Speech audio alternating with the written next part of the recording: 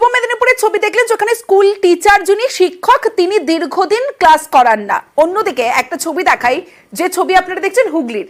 দিদি যখন দিদিমণি, অর্থাৎ তৃণমূল সাংসদ রচনা বন্দ্যোপাধ্যায় পড়ুয়াদের ক্লাস নিচ্ছেন। দেখুন প্রথমে। জিজ্ঞেস করবো যাত্রা স্পেলিং কি,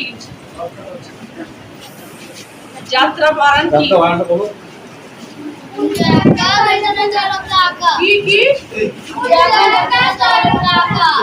কি সবাই মিলে বলছে তো।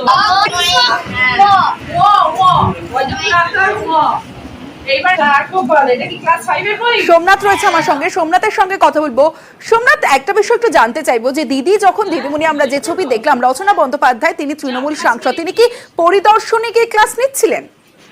হ্যাঁ দেখো, সাংসদ হওয়ার পর থেকেই হুগলি জেলার বিভিন্ন জায়গায় দেখা গেছে তিনি হঠাৎই পরিদর্শন করছেন এবং সেখানকার যেমন কিছুদিন আগে দেখা গেছে হাসপাতাল, দিগম্বর হাসপাতাল সেখানে পরিদর্শন করেছেন, আজকে পান্ডুয়া হাসপাতাল পরিদর্শন করেছেন, তেমনই আজকে পান্ডুয়া কন্যান প্রাথমিক স্কুল পরিদর্শন করতে গেলেন এবং হঠাৎই তিনি ক্লাসরুমে ক্লাস চলছিল, ক্লাস 5-এ ক্লাস চলছিল, যিনি শিক্ষক ছিলেন মাস্টারমশাই তিনি ক্লাস নিচ্ছিলেন।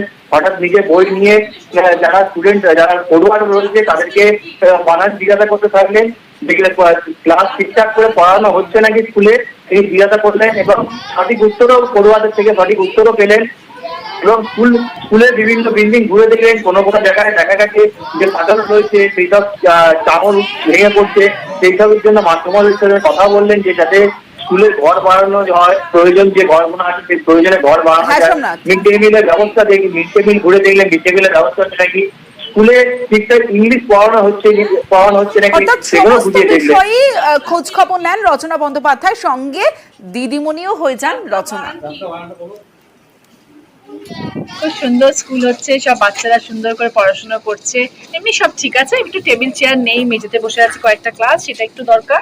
চাই ভেঙে পড়তে পারে বাচ্চাদের মাথার উপরে, তো সেই জন্য ওই জায়গাগুলো একটু রিপেয়ার করতে হবে, তাহলে ঘরটা ঠিক হয়ে যাবে। মজা লাগলো বাচ্চাগুলোর সাথে কথা বলতে, একটু বাচ্চাদের সাথে জিজ্ঞেস করলাম যে বানান বলো, বানান ভালো লেগেছে। এইসব স্কুলের পেছনে আমাদের সবসময় থাকা উচিত, সাপোর্ট করা উচিত, যাতে ক্লাস 5 অব্দি হোক, কিন্তু ক্লাস 5 অব্দি যেন ওদের এমন ভাবে আমরা তৈরি করতে পারি যাতে ক্লাস 5-এর পর তারা মডেল স্কুলে 6-এ গিয়ে অ্যাডমিশন নেয়, তারা নাকি সব ছেড়ে ছুড়ে অন্য কাজে চলে যায়।